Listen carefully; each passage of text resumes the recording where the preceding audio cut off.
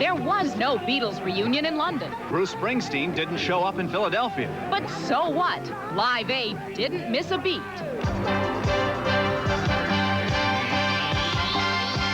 And I'm Mary Hart. Purely and simply, it was a smash, a global video jukebox featuring a who's who of rock and roll over the past quarter century. According to producers, it raised $70 million for African famine relief. Organizers say it was the most watched event in history, a total audience of 1.5 billion in some 170 countries. If the numbers are correct, that means 1 out of 3 people in the world watched some part of the Live Aid broadcast. AT&T says over 2 million people placed calls to pledge money, but only 1/3 of those people were able to get through what surely was mankind's busiest busy signal. Most of the show was broadcast from live performances in Philadelphia and London. Dixie Watley has the Philadelphia story.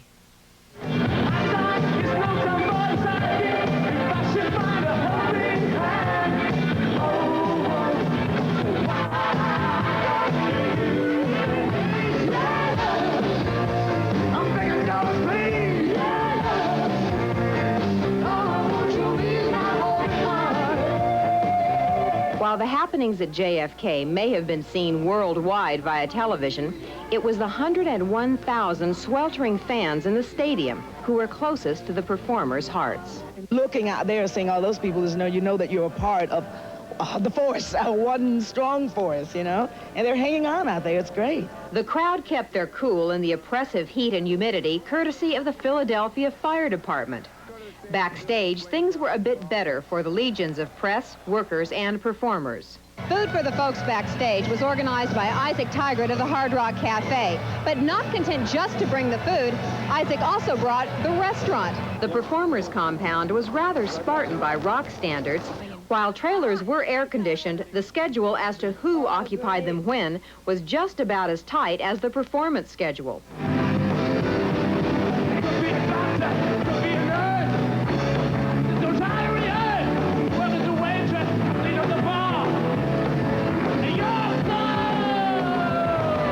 While the day looked like the encyclopedia of rock come to life, there were no star antics. I don't think the musicians' egos have been a problem. You know, there's been no ego problems that I've seen. I mean, you know, it's been very good from that point of view. Normally, it gets very, you know, hysterical by this point. Well, I tried not to think about that. You know, I usually work in a quiet little room with a bunch of friends, so it's a little bit different for me, but, just, you know, anything for a good cause. The enthusiasm for the event was contagious. Cher bumped into Phil Collins in London, and a few hours later was part of the finale. He said, "Are you going to the thing tonight?" And I said, "No, we're just going back to New York." He said, "No, you have to come."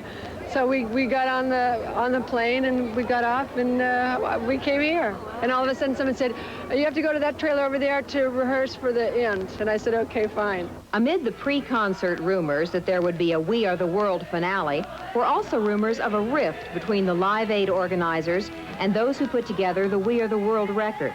Fueling this was the fact that few performers were involved in both efforts. If there was a riff, I wasn't aware of it. There were certain things that I heard about. Some people were scared, and I can understand it. I was scared, too. I wasn't sure if lightning could strike twice, but there's no stopping it now.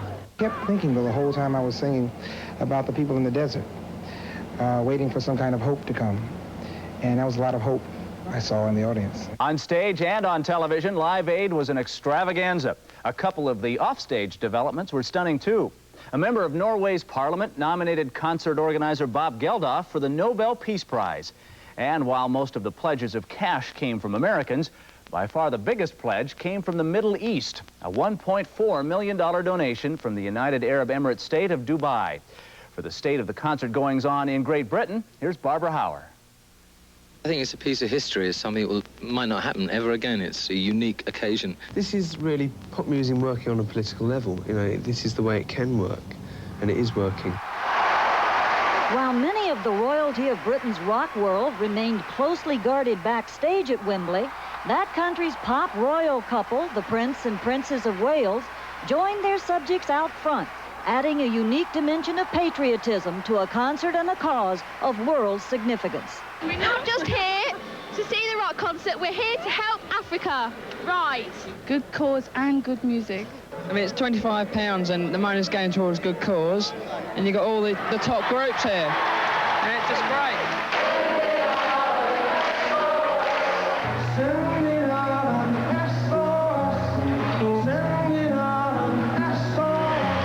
From an American point of view, stadium security was not especially tight.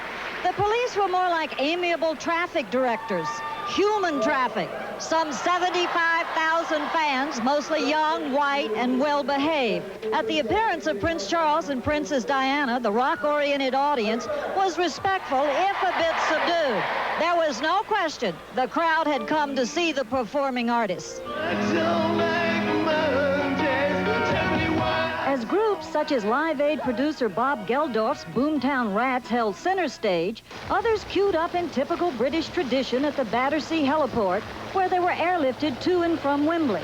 Meeting themselves coming and going were stellar attractions such as Queen's Brian May and the ubiquitous Phil Collins, the only performer to appear on both sides of the Atlantic. It's very, very nice, yeah. We'll see you over there anyway. It's packed out there. Well, I'll be gone by the time you get there. Oh, will you? Oh, you're going up to Concord, yeah? Good luck. See you. Have a good time. I think I'm prepared, yeah. I got my underpants and my socks and my shaving gear. Despite a brief downpour, the fans maintained their English decorum, growing restless only during Madonna's televised segment from Philadelphia, which, if not interrupted, would have usurped precious minutes allotted for the Wembley finale and the much-anticipated performance of Paul McCartney, whose malfunctioning sound equipment was restored before the mandatory 10 o'clock cutoff time. The day's single disappointment was that the rampant rumor of a reunion of the remaining Beatles did not take place. But with a commendable stiff upper lip, the Brits carried on, looking toward the U.S. colonies to rock around the clock. Barbara Hauer in London, Entertainment Tonight. MTV and a one-day special network of independent TV stations broadcast the Live Aid concert, and ABC broadcast 3 hours of highlights in prime time Saturday night, scoring a 14.6 in the 10-market Nielsen overnight ratings. Numbers, however, don't tell the whole story. I liked U2. I thought Madonna was good. Crosby, Stills and Nash. I'm an old Crosby, Stills and Nash fan. The grand finale and also seeing Crosby, Stills, Nash and Young back together again. I like the stuff actually that happened at Wembley, especially the finale when they all came on and they sang that Christmas song again. I love that. When Mick Jagger and Tina Turner got together, and I think they're both over 50 years old. I just hope when I'm 50 I could have that much energy. I mean, they were great. I like them all in general. I mean, I like the whole from the 60s, 70s, and also the contemporary artists we have today. Did you pledge any money? I plan to. I'm sending in a money order today. Did you call up? No. So you'll just do this on your own? Yeah. I took down the address and everything. For those who missed the Live Aid reunions when Entertainment Tonight returns.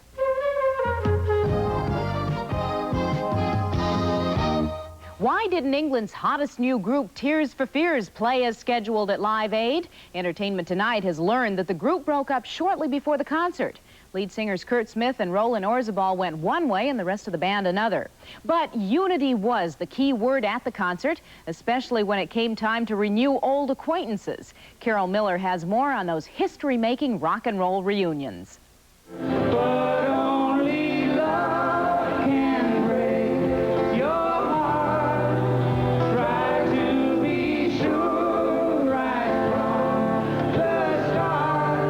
It was a rock and roll roster of royalty all day long, a marathon of the biggest names in music, like Crosby, Stills and Nash, who were back in four-part harmony with Neil Young after his solo set. After his set, I think maybe we can find 2 or 3 minutes in the very busy schedule here of the bands playing to maybe sing a tune together, and it'll be the first time we play together in 10, 12 years. I haven't talked to him way too long.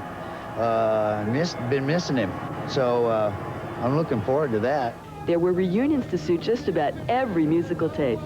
If you're into heavy metal, Black Sabbath buried the hatchet and reunited in the spirit of unity just for this one day. To this day, 16 years earlier, we formed Black Sabbath 16 years ago, so it all fell into place as if it was planned by some destiny. I don't know, it's just kind of weird. 1, 2, 3! There are as many reunions taking place here, backstage, as there are on stage. In fact, for a lot of the performers, it's a chance to meet some of their idols for the very first time.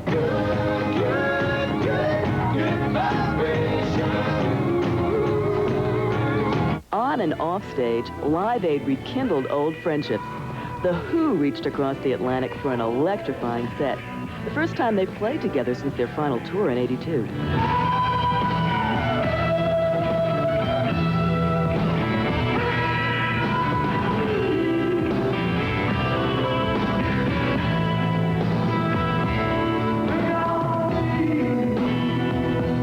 For one magical day, it was like going back through a time machine. Sometimes even better than that. Phil Collins played drums in Philadelphia for a one-time only Led Zeppelin reunion after his earlier performance in London.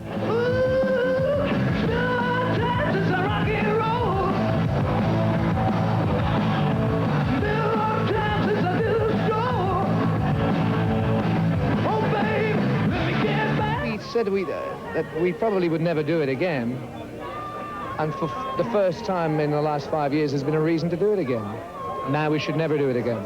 Words like mega and supergroup don't do justice to some of the combinations that took place at Live Aid.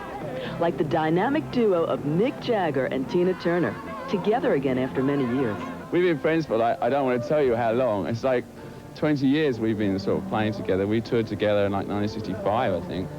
And so we've done things together before. I made some good choices in the last few years. Ow, there